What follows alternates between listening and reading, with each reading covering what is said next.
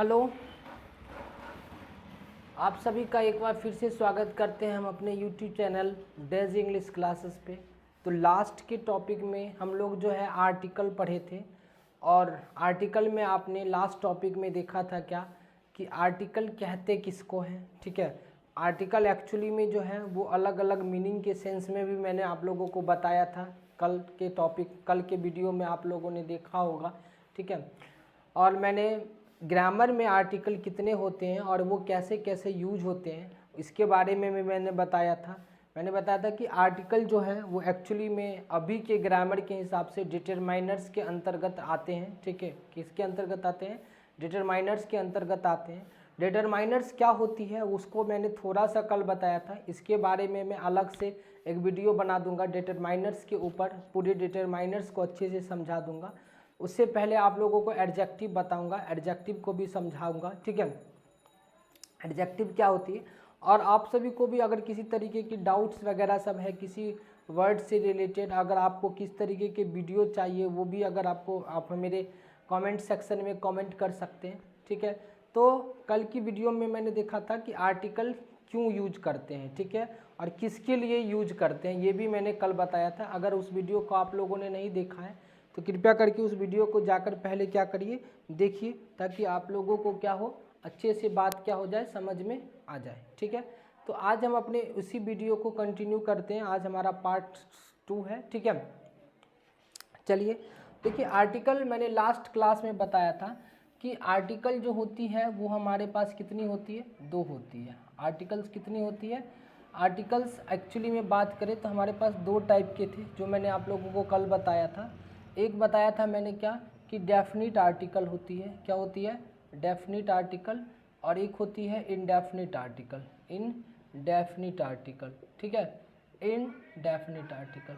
ठीक है, definite article में हमने बताया था कि द होता है, द या फिर दी, द या फिर दी, ये 2 होते हैं जिसके बारे में मैंने आप लोगों को कल बताया था। ठीक है, और ये जो होते हैं इंडेफिनिट आर्टिकल, ये हमारे पास ए और एन होते हैं, ए और एन, कभी कभी इसको ओ और एन भी बोल देते हैं। ठीक है, तो कल मैंने बताया था कि ये ए और एन जो है वो हमेशा किसके लिए आता है? वो हमेशा सिंगुलर काउंटेबल नाउन के लिए आएगा। अगर किसी सेंटेंस में अगर ए या एन लगा है, ए या एन लगा है, तो इसका मतलब है कि उसके उस सेंटेंस में कहीं ना कोई सिंगुलर काउंटेबल नाउन होगा, तभी जाके वो ए या एन लगा है। ठीक है, भले वो किसी जो है किसके पहले आ जाए, किसी एडजेक्टिव के पहले आ जाए, किसी एडवर्ब के पहले आ जाए। ठीक है, जैसे सपोज करिए मैंने एग्जाम्पल के तौर पे आपके सामने लिखा ही इज़, है ना, एन इंटेलिजेंट, है ना, student, he is an intelligent student, है ना। और फिर मैंने लिखा he is a very intelligent student. समझ रहे हैं ना बात? देखो, मैंने 2 सेंटेंस आपके सामने लिखा है, लेकिन दोनों सेंटेंस में आपने देखा कि यहाँ पे एक जगह पे एन लगा। ये एन लगा इसकी वजह से क्योंकि ये जो आई है वो एक्चुअली में वॉवेल साउंड को प्रोड्यूस कर रही है। कौन से साउंड को प्रोड्यूस कर रहे हैं? वॉवेल साउंड को प्रोड्यूस कर रही है, इसके वजह से यहाँ पे एन लग गया। और यहाँ पे जो वी है ये कॉन्सोनेंट साउंड को क्या कर रही है? प्रोड्यूस कर रही है। इसी वजह से यहाँ पे ये जो है क्या लग गया? ये ए लग गया। क्या लग गया? ए लग गया। समझ गए? लेकिन मान लीजिए कि बहुत बच्चे को दिमाग में ये चल रहा होगा सर कि आपने बोला था कि सर ए और एन जो है वो नाउन के लिए यूज होता है। ठीक है, सिंगुलर काउंटेबल नाउन के लिए वो भी यूज होता है। हाँ, जो मैंने बताया वो बिल्कुल सही है और इस बात को आप लोगों को क्या करना है? ध्यान करके रखना है। ठीक है, ए और एन जब भी लगेगा किसी भी सेंटेंस में, तो वो भले किसी नाउन से, किसी एडजेक्टिव से पहले आ जाए या एडवर्ब से पहले आ जाए, लेकिन वो आएगा तभी जब वो उस सेंटेंस में पर्टिकुलरली क्या होना चाहिए? नाउन होनी चाहिए। पर्टिकुलरली क्या होनी चाहिए? नाउन होनी चाहिए। वो भी कौन सी नाउन? ए और एन के लिए। सर, तो ए और एन के लिए हमेशा याद रखना है कि वो नाउन होनी चाहिए सिंगुलर काउंटेबल नाउन, अनकाउंटेबल भी नहीं, सिंगुलर काउंटेबल नाउन। सिंगुलर हो और ऐसा नाउन जिसको आप गिन सकते हो। सिंगुलर भी हो और ऐसा नाउन जिसको आप क्या कर सकते हो, गिन सकते हो, there we can use article a और an. Otherwise, if there is a noun but that noun is not a singular countable noun, that noun is an uncountable noun. Just suppose कर I just write a example. This is a milk. This is a milk. This is a milk. ठीक है. You have oil. You have oil. You have oil. Just suppose. Is this correct? क्या यह सही है? नहीं sir, ये सही कभी नहीं हो सकता. आप लोगों को ये बात ध्यान रखना है. ये भले ही आपको सिंगुलर दिखने में लगता हो, लेकिन सर ये सिंगुलर, ये जो सिंगुलर है ना, ये अनकाउंटेबल तरीके का है. कैसा है सर? अनकाउंटेबल है. और जो चीज़ अनकाउंटेबल होती है उसको आप गिन नहीं सकते. ये जो ऑयल है ये क्या है सर? अनकाउंटेबल है. क्या है सर? अनकाउंटेबल है. इसी वजह से आप इसको क्या नहीं कर सकते, इसको आप गिन नहीं सकते हैं.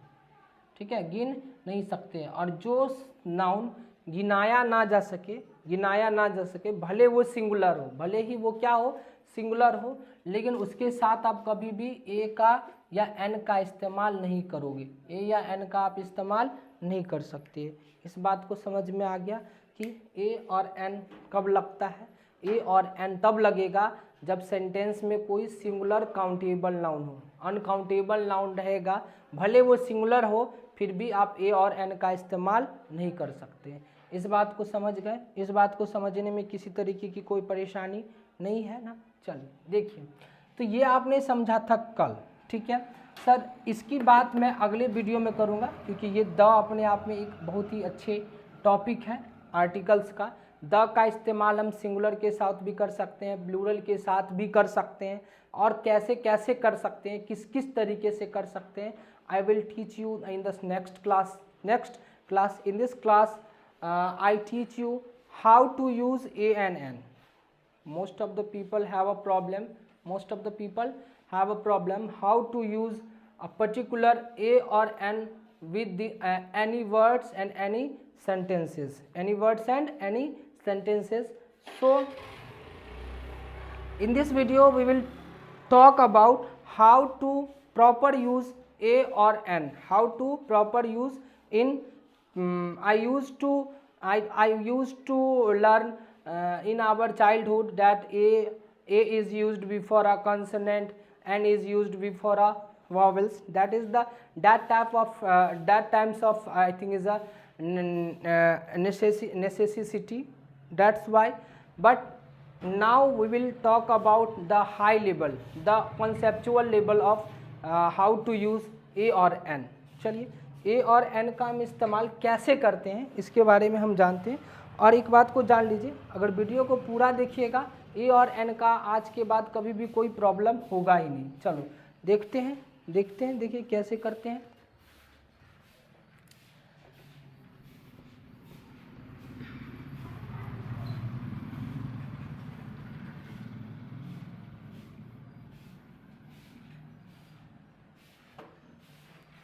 ए और एन, तो हम लोगों को करना क्या है, ए और एन का यूज सीखना है. ठीक है, तो हम लोगों को हेडलाइनिंग बनानी है, हाउ टू यूज ए और एन. ए और एन, देखिए बचपन में हम लोगों को पता था कि वाउल जो साउंड होती है, वावल साउंड कहिए, एक्चुअली में साउंड ही उस समय भी साउंड ही लिखा रहता है, लेकिन बच्चे को उतना समझ में आता नहीं है. वाउल साउंड के पहले क्या करना है, वाउल साउंड के पहले हमको एल लगा देनी है. और जो कंसोनेंट साउंड होती है, कौन सी साउंड होती है, कंसोनेंट साउंड होती है. ठीक है, उसके पहले क्या लगा देना है, ए लगा देना है. क्या लगा देना है, एन और ए लगा देना है. समझ गए क्या, एन और ए, समझ गए. वाउल साउंड के पहले एन और कंसोनेंट साउंड के पहले ए. ठीक है, और आप लोगों को पता है कि वाउल्स जो होती है हमारे पास, वाउल्स जो होती है वो होती है ए, ई, है ना, आई, ओ और यू. ये हमारे 5 वाउल्स होते हैं. बाकी के जो कंसोनेंट्स होते हैं, क्या होते हैं, कंसोनेंट्स होते हैं हमारे पास, वो होते हैं 21. कितने होते हैं, 21 होते हैं. ठीक है, तो आप लोगों को ध्यान रखना है कि आज के बाद आप लोगों को बस इतना बात का ध्यान रखना है कि जब भी हमको वाउल्स लगाने की ज़रूरत है, यानी कि एन लगाने की ज़रूरत पड़ेगी, तो सर हमको हिंदी के जो अक्षर होते हैं ना, अ आ, ठीक है, हर्षी, दीर्घी, हर्षु, दुर्गु, ए, आई, ओ और औ, मोस्ट प्रोबेबली ये कुछ लेटर, और ये ज़्यादा दोनों यूज होते हैं, ये बहुत कम। लेकिन आपको इतना अक्षर, यानी जो इतना अक्षर है हिंदी के, ये आपको याद रखना है, ठीक है। ये क्यों याद रखना है अभी मैं बताता हूँ, ठीक है। और कंसोनेंट साउंड्स को पहचानने के लिए सर आपको क्या रखना है, जो हिंदी के जो व्यंजन होते हैं, हिंदी के जो क्या होते हैं, व्यंजन होते हैं, उसको आपको क्या रखना है, याद रखना है। सर हिंदी के व्यंजन जैसे क, ख, ग, घ, इस तरीके से जो भी व्यंजन आएंगे तो उसको याद रखना है, ठीक है। ये दोनों जो है हमारे लिए क्या होंगे, हेल्पफुल होंगे, ठीक है। अच्छी लग रही है वीडियो को तो लाइक भी करिए। लाइक करना आप लोगों को बहुत ही मेरे मोटिवेशन का काम आता है। आप लोग अगर मोटिवेट करिएगा मुझे, तो मैं आपको अच्छी अच्छी वीडियो बना के दूंगा मेहनत से, पूरे लगन के साथ, ठीक है। सो लाइक करिए, शेयर करिए, दोस्तों में शेयर भी करिए, बताइए चैनल को सब्सक्राइब करने के लिए, ठीक है। देखिए, तो ये है हमारे पास कुछ कॉन्सेप्चुअल क्या व्यू, जिसको हमको क्या करना है, जानना है, ठीक है। देखिए, तो आपको याद रखना है कि कभी भी अगर हमारे पास कोई भी सिंगुलर काउंटेबल नाउन, कोई भी सिंगुलर काउंटेबल नाउन अगर ये वाला साउंड से शुरू हो, ये वाला sound, sir A, E, I, O, U के साथ तो ठीक है, लेकिन ये वाला साउंड ज़्यादा इम्पॉर्टेंट है। उस पर्टिकुलर वर्ड का साउंड अगर ये है, इस पर्टिकुलर वर्ड का साउंड क्या है, अगर इसमें से कुछ है, उसका पहला एसेंशियल लेटर, किसी भी सिंगुलर काउंटेबल नाउन का पहला एसेंशियल लेटर अगर ये साउंड दे रहा है, या फिर मान लीजिए कोई भी नाउन ही है, मतलब एडजेक्टिव ही है, लेकिन उसके बाद अगर नाउन यूज हो गया है, ठीक है, तो उस एडजेक्टिव का भी एसेंशियल लेटर अगर ये साउंड दे रहा है, तो हम हमेशा एन लगाएंगे। जस्ट सपोज करिए एग्जाम्पल के तौर पे मैंने आपके सामने लिखा, जैसे डैश अम्ब्रेला, मैंने लिखा डैश वन आइड मैन, है ना, यूनिक पर्सन, है ना। फिर मैंने लिखा आपके सामने क्या, मैन। फिर मैंने आपके सामने क्या लिखा, जैसे मैंने लिखा यूनिवर्सिटी। फिर मैंने आपके सामने लिखा अम्ब्रेला, सॉरी अम्ब्रेला तो लिखा गया, HEIR, आयर, ऑनेस्ट मैन। फिर मैंने आपके सामने लिख दिया जैसे क्या, एक और एम में, फिर मैंने लिख दिया BA, HDO। देखो, ये कुछ एग्जाम्पल्स मैंने आपको समझाने के लिए लिखा है, ठीक है। देखिए, ये कुछ क्या है, आपके सामने एग्जाम्पल्स लिखे हुए हैं, ठीक है। इसको समझने की कोशिश करते हैं। बस आपने इतना समझ लिया तो आपको ए और एन को लगाने में कभी भी दिक्कत नहीं होगी। सर कैसे, देखो, जब हम अम्ब्रेला बोलते हैं, अम्ब्रेला, तो ये जो यू है ना, ये वाला साउंड को ध्यान रखना है। यू जब बोलेंगे, यू जो लिखा है, तो यू तो बच्चे के समझ में आ रहा है कि सर यू वाउल्स है, यू क्या है, वाउल्स है, तो बच्चे आंख मूंद के यहाँ पे एन लगा देंगे। लेकिन इस बात को ध्यान रखना है कि यू का जो प्रोनाउंसिएशन है वो अ आ रहा है, क्या आ रहा है, अ। और जब भी किसी भी वाउल्स का प्रोनाउंसिएशन हिंदी के ये सारे वर्ण आ जाए, चाहे अ आ जाए, चाहे आ, चाहे हर्षी, चाहे दीर्घी, चाहे हर्षु, चाहे दुर्गु, कुछ भी, इसमें से कुछ भी आ जाए, हिंदी जो हमारे वाउल्स है, 5 वावल्स हैं, उस वावल्स का जो प्रोनाउंसिएशन है, यानी पहला एसेंशियल जो लेटर्स हैं, उसका प्रोनाउंसिएशन अगर ये सब आ जाए, ठीक है, तो वहाँ पे आपको क्या लगा देना है, एन लगा देना है। क्या लगा देना है, एन। देखो, अब ये तो वाउल है, ये तो वावल है, समझ में आ रहा है ना। देखो, ये वाउल है, लेकिन आप इसको तो ऐसे तो नहीं पढ़ोगे वन, इसको आप क्या पढ़ोगे, वन, व पढ़ोगे, व। और व आपको पता है कि व जो है वो वाउल नहीं है, हिंदी के वाउल नहीं है। हिंदी के वावल, यानी हिंदी के इस सारे लेटर्स में से कोई भी लेटर्स नहीं है, इन सारे लेटर्स में से कोई भी लेटर्स नहीं है। दैट्स वाई यहाँ पे आप ओ का इस्तेमाल नहीं, ओ जो है इसको आप वाउल नहीं मान सकते, ओ जो है वो वाउल नहीं है। यहाँ पे ये है तो दिखने में वाउल, लेकिन अगर आप इसकी साउंड की बात करोगे तो यहाँ पे ये कॉन्सोनेंट के जैसा साउंड दे रहा है। वो जो है वो क्या है, यर लव का ही कहता है। मैंने बोला था क ख ग के से लेकर जितने भी व्यंजन है अगर वो साउंड आ जाए तो उसको आप क्या मानोगे, उसको आप कॉन्सोनेंट मानोगे। क्या मानोगे, कॉन्सोनेंट। दैट्स वाई यहाँ पे क्या लगा दोगे, ए लगा दोगे। क्या लगा देना है, ए, ठीक है। अच्छा नेक्स्ट देखिए, यहाँ देखिए यू क्या है, यू आपको क्या दिख रहा है, यू भी आपको दिख रहा होगा कि ये क्या है, वावल है। दिखने में तो ये वावल है, लेकिन जब आप इसको पढ़ोगे तो क्या लिखाएगा सर, यू। क्या लिखाएगा, you.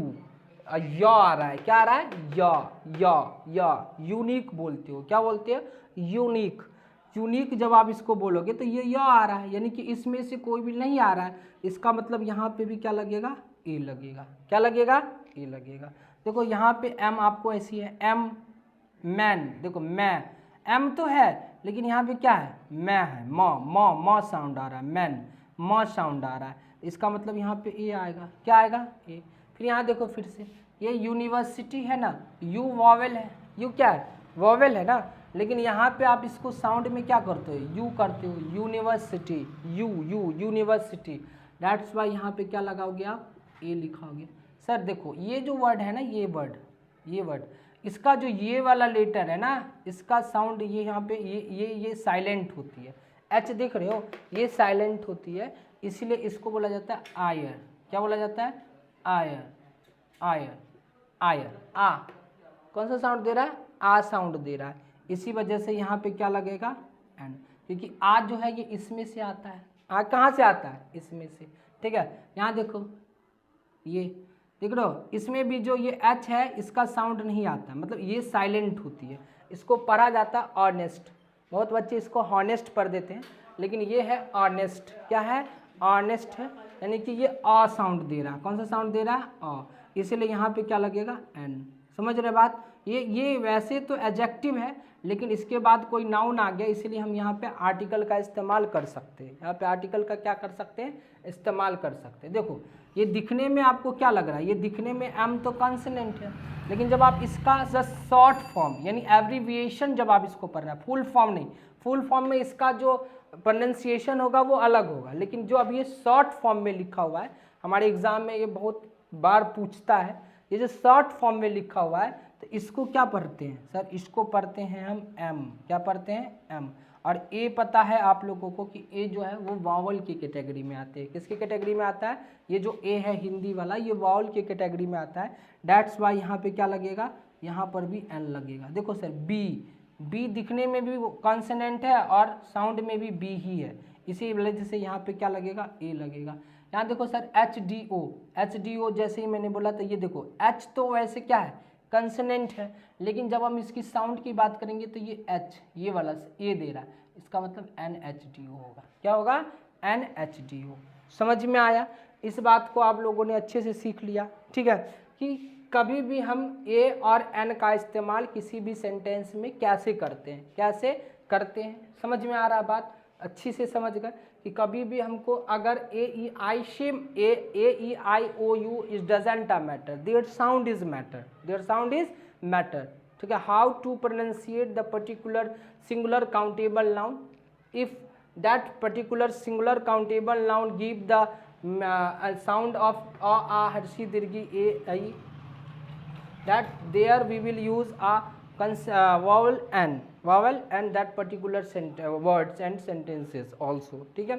Then so in this video I taught you that how to use a or n before any words, ठीक है। in the next video, because I do not want to make the video lengthy video, that's why I divided it in a different parts. This is the second part of article chapter. and I will give you the next chapter in the next video, that will be the tomorrow. Okay, so इस video को पूरा देखिए और like भी करिए और मेरे channel को सब्सक्राइब भी करिए और दूसरे में अपने दोस्तों के साथ भी इसको फैलाइए भी, ज़्यादा से ज़्यादा सपोर्ट करिए ताकि मैं आपको अच्छे से इस वीडियो को और भी बता सकूं। ग्रामर के अलग अलग इंटरेस्टिंग चैप्टर, हर एक चैप्टर को एकदम अच्छे से पढ़िए और वो सारे लेवल जो एग्ज़ाम के पॉइंट ऑफ व्यू से होगा, कॉम्पिटिटिव एग्ज़ाम के पॉइंट ऑफ व्यू से होगा, बेसिक से हाई, जैसा कि मैंने आपके थंबनेल में भी बताया, बेसिक से हाई, बेसिक से और हाई लेवल तक आर्टिकल के जितने भी क्वेश्चन सब आए होंगे, एसएससी सीजीएल कहीं पर भी आए होंगे वो भी मैं कराऊंगा, कैसे कैसे क्वेश्चन आते हैं वो भी मैं कराऊंगा। टाइम लगेगा, एक बार में 10 क्वेश्चन कराएंगे, 10-10 करके कराएंगे, छोटा वीडियो बनाएंगे ताकि आप लोगों को अच्छा लगेगा। ठीक है, till then take care, bye bye.